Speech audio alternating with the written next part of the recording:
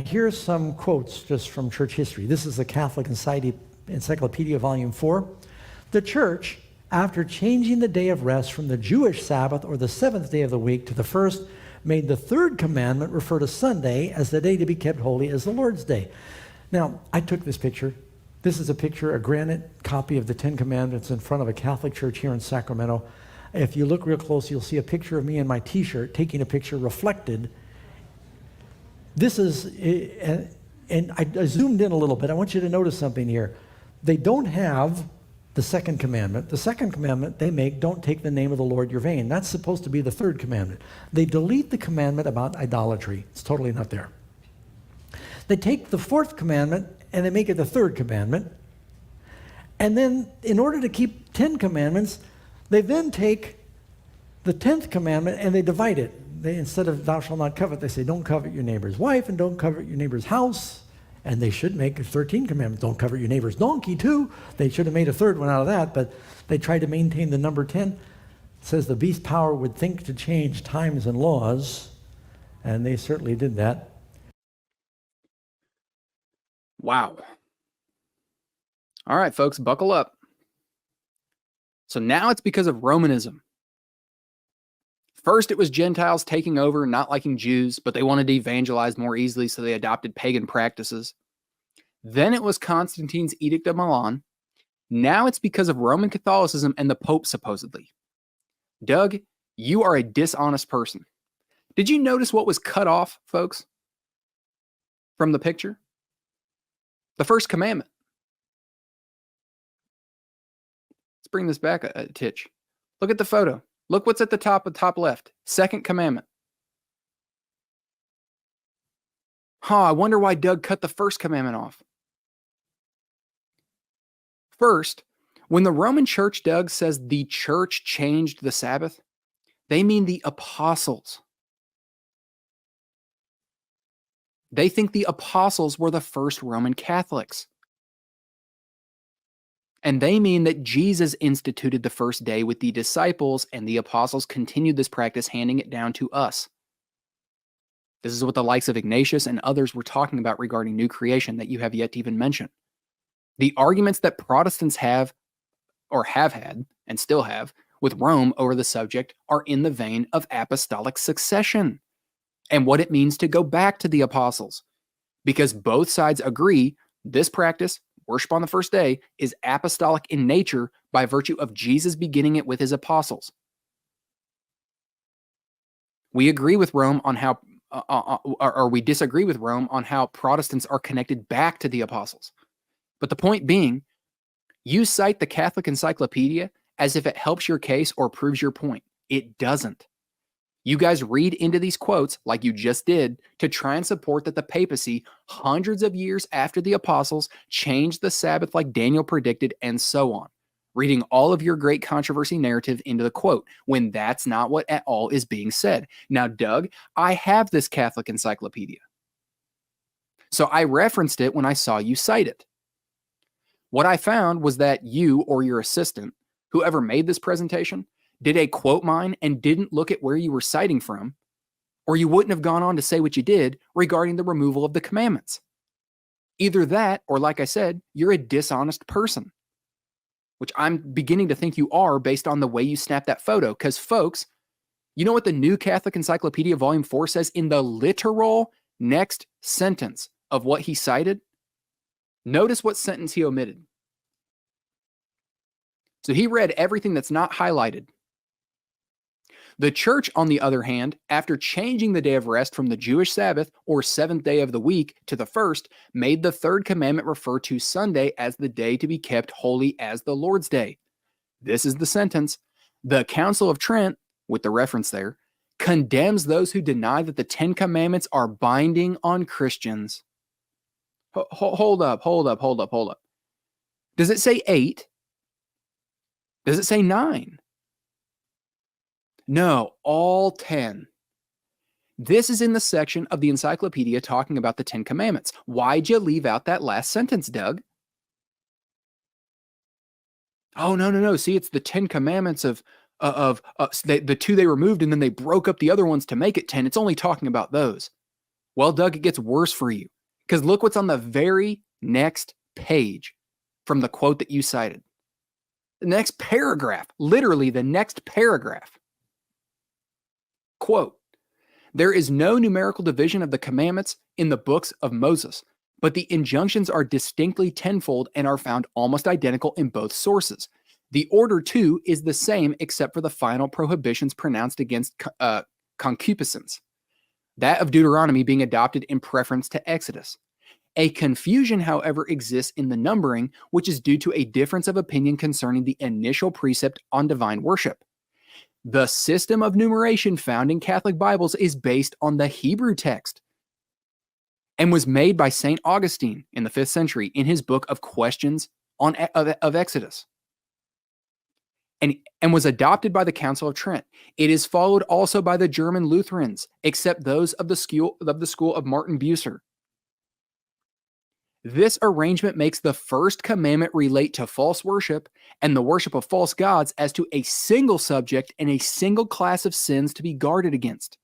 The reference to idols being regarded as mere application of the precept to adore but one God, and the prohibition as directed against the particular offense of idolatry alone.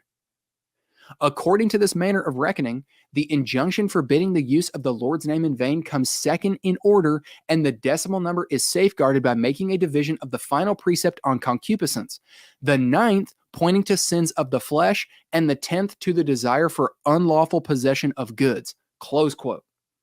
So the Roman Catholic Church teaches the binding validity of the 10 Commandments, all 10 of them. And the reason they enjoin the first and second and spread out the 10th is due to the Hebrew text not having numeric division, but all 10 are there. Yes, including the second. It's enjoined to the first commandment. Doug, this is called the Augustinian order. Nothing nefarious. I guess you guys love to appeal to Luther and his angst for the papacy like Walter Veith was doing a couple weeks ago. I guess Lutherans are now the beast power that changed times and laws too, because they use the Augustinian order also. The text does not give an inspired numbering, which is why there have been various numberings throughout history, because there's actually 13 imperatives, not only 10. And to speak on this and to show that this has been a long-standing understanding, notice what Origen says in his homilies in Exodus. 3rd century, quote, the first commandment therefore is, you shall not have other gods beside me. And after this follows, you shall not make for yourself an idol or any likeness of anything which is in heaven above or in the earth beneath or in the waters under the earth. You shall neither adore nor worship them. For I am the Lord your God, a jealous God who avenges the sins of the fathers on the sons of the 3rd and 4th generation for those who hate me, and show mercy to thousands for those who love me and who keep my commandments. Some think that all these words together are one commandment. But if it be thus supposed, the number 10 of the commandments will not be completed, and where now will be the truth of the Decalogue? But if it be divided in that manner in which we also separated it in the preceding reading, the whole number of 10 commandments will appear. The first commandment, therefore, is, you shall not have other gods beside me. The second is, you shall not make for yourself an idol nor any likeness, etc. Close quote. So Origen explains there are some that believe the words of what we call the second commandment are enjoined to what we call the first. This is way back in the 3rd century, and it has to do with the Hebrew language. But regardless of the numbering, the substance of both is still present in Rome's teaching and Bible translation. So Doug is misinformed on this and is more than likely just regurgitating what he's heard repeated in SDA circles. Especially considering that in the literal next paragraph of the book you cited from, the next sentence in the quote that you gave, they state that they not only believe all 10 are binding, but also the reasons for enjoining the first and second and distinguishing the 10th, which is evidence you didn't actually get this quote from the book yourself. You got it from one of these Seventh-day propaganda sites. And yes, I'm aware that many Puritans also made this claim that Doug did, and guess what? They were wrong.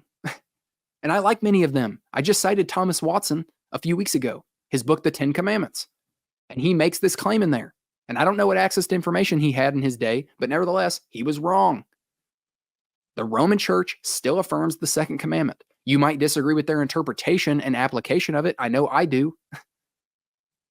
But that isn't the same as saying that they have removed it to allow for idolatry. And this is evidence that Daniel was prophesying about the papacy who would change the 10 commandments. Very deceptive and dishonest, sir. And as for the 10th commandment, yeah, Doug, because coveting your neighbor's wife is not the same as coveting your neighbor's donkey. A wife is not a possession. There's a distinction there. That's all that's going on. That's why they make the distinction. Lutherans do the same. And a catechism is a teaching tool. They're seeking to teach children that a human is not a possession. It's really not that complicated. But yet again, this guy has no clue what he is criticizing. And you don't have to be a Roman Catholic to understand this and represent people accurately. And it's sad that saying such is going to lead to SDAs calling, which what else is new? Is going to lead to them calling me a Roman Catholic, a Mary worshiper, whatever. When no, some of us actually do care about the other commandments, namely the 9th, and we're sick of hearing you guys rally cry that you're the commandment keepers. While you misrepresent and slander and lie about other people. Furthermore, here's the Catholic Church's Bible translation, the Douay Rheims, of Exodus 20, 2-5. I am the Lord thy God, who brought thee out of the land of Egypt, out of the house of bondage. Thou shalt not have strange gods before me. Thou shalt not make to thyself a graven image, nor the likeness of anything that is in heaven above or in the earth beneath, nor of those things that are in the waters under the earth. Thou shalt not adore them, nor serve them. I am the Lord thy God, mighty, jealous, visiting the iniquity of the fathers upon the children, upon the third and fourth generation of them that hate me. So they supposedly removed it from their catechism, but included in their Bible translation? Yeah, it makes total sense.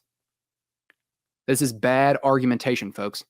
Do not use these arguments, please, when engaging with Roman Catholics. It will set up any seasoned Roman Catholic apologist to jump off the top rope and flying elbow that level of apologetic through the ring and bury it. Adventist, when you say this, Roman Catholics immediately are going to dismiss anything else that you have to say because they're going to know you didn't even bother to learn what they actually believe. It would be the equivalent of when someone says, Ellen White originated all of SDA teaching. Adventists will immediately just dismiss anything else someone has to say because they know she didn't originate any of the teaching, but supposedly received vision confirming the beliefs that they say were arrived at through deep biblical study. That's the belief and claim. Or it'd be the same as when people try to come against SDAs. You believe Jesus is an angel because you think he's Michael the Archangel, when they're going to say, no, we believe Michael is an uncreated, not angelic being, but a title of Christ. So it'd be the same thing as when somebody shouts that out and you guys just immediately shut down and say, well, you don't even know what you're criticizing. I'm going to ignore everything else you say. That's what Roman Catholics are going to do when you say this level of nonsense, because that's what it is. So the point being, don't use this silly argument that Rome removed some of the 10 Commandments. Just please don't do that.